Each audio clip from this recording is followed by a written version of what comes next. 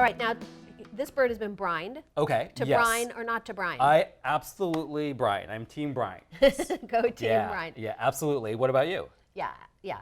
Turkey is a great candidate for brining because Yes. it's A, kind of tends to be flavorless, and B, tends to be kind of dry. So Yeah. brining will both help with flavor and juiciness. No, definitely. Now you want to be careful because sometimes with the conventional turkeys, like a kosher turkey, for instance, Yep. or whatever, you'll see in the package itself it says like injected with saline. Yes. So it's already been pre-brined. So you That's don't need to code brine for those. saline Yeah, do equals not. brine. Yeah, you don't want, or else it'll be really salty if you brine it. Don't double brine. Yeah. And so for this recipe, the herbs de Provence turkey that we did, the brine is pretty easy and basic. It's just water, it's salt, it's brown sugar. There's some herbs de Provence and some peppercorns, black peppercorns. Easy peasy. And you stir it all up in a big old pitcher is what I do. Sometimes I'll heat it up a little bit to dissolve the sugar and salt. Sometimes I'll like just make it really, use my arm a lot and muscles and make sure it dissolves.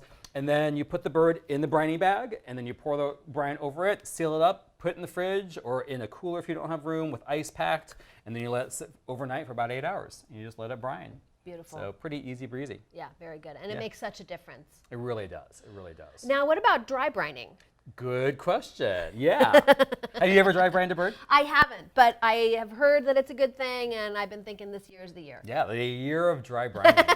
Take it on. Join me. Yeah. So dry brining. So tell me about that. Yeah. So it's super easy. I actually have a recipe for Anolon as well on the website. It's a lemon dry brine bird. So I use a dry brine is instead of actually using water to make a wet brine, you just use salt and sometimes a little bit sugar and then maybe some herbs or seasonings. I use lemon zest.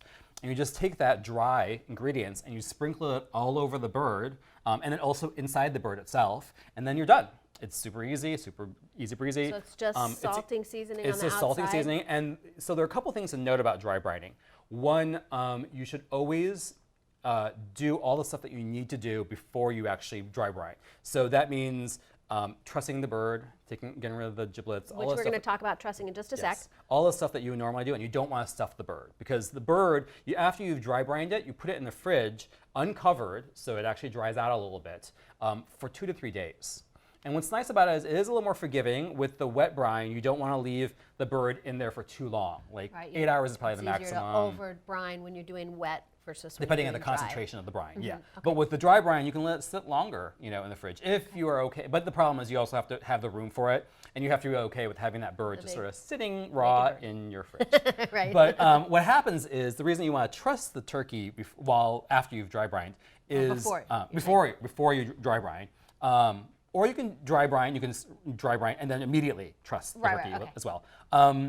Is that the skin actually dries out and becomes really brittle, which is awesome when you roast it because it becomes super crisp. And because there's not the water to pull out the moisture, all the meat gets a little more flavorful. So you have that as well.